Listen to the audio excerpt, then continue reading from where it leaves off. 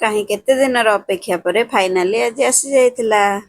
ନମସ୍କାର, ଜୟ ଜଗନ୍ନାଥ। ଆଜି ଥିଲା ଶ୍ରାବଣ ମାସର ତୃତୀୟ ସୋମବାର ସହିତ ସଂକ୍ରାନ୍ତି। ସେଥିପାଇଁ ସକାଳୁ ଉଠି ମୁଁ ଚାଲି ଯାଇଥିଲି ଶିବ ମନ୍ଦିର।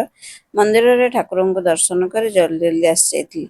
ତାପରେ ସ୍ୱାମୀଙ୍କୁ ଛତୁଆ ଖାଇବାକୁ ଦେଇ ଆଉ କିଛି ଫ୍ରୁଟ୍ସ କାଟି ଟିଫିନରେ ପ୍ୟାକ୍ କରି ଦେଇଥିଲି।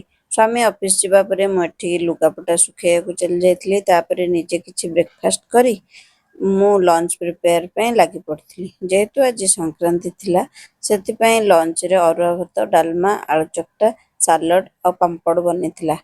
ତାପରେ ସନ୍ଧ୍ୟାରେ ସ୍ୱାମୀ, ସ୍ତ୍ରୀ ଓ ଝିଅ ମିଶି ଆମେ 3 ଜଣ ଚାଲି ଯାଇଥିଲୁ ମନ୍ଦିର।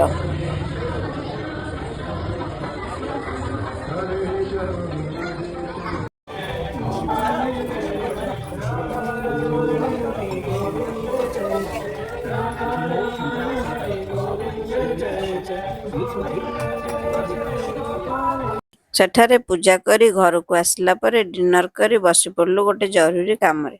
କାମଟି ଏଇଆ ଯେ ବହୁତ ଦିନ ହେଲା ମୁଁ ଗୋଟେ ମାଇକ୍ ଅର୍ଡର କରିଥିଲି ମୋ ଚ୍ୟାନେଲ ପାଇଁ, ହେଲେ ସେଇଟା ଆସିପାରୁନଥିଲା, କୌଣସି କାରଣ ପାଇଁ ଡିଲେ ହେଉଥିଲା। ହେଲେ ଫାଇନାଲି କାଲି ଆସି ପହଞ୍ଚି ଯାଇଥିଲା। ସେଥିପାଇଁ ମୁଁ ବହୁତ ଖୁସି ଥିଲି। କାଲିଠାରୁ ଏଇ ମାଇକ୍ରେ ଭଏସ୍ ଓଭର ଦିଆଯିବ।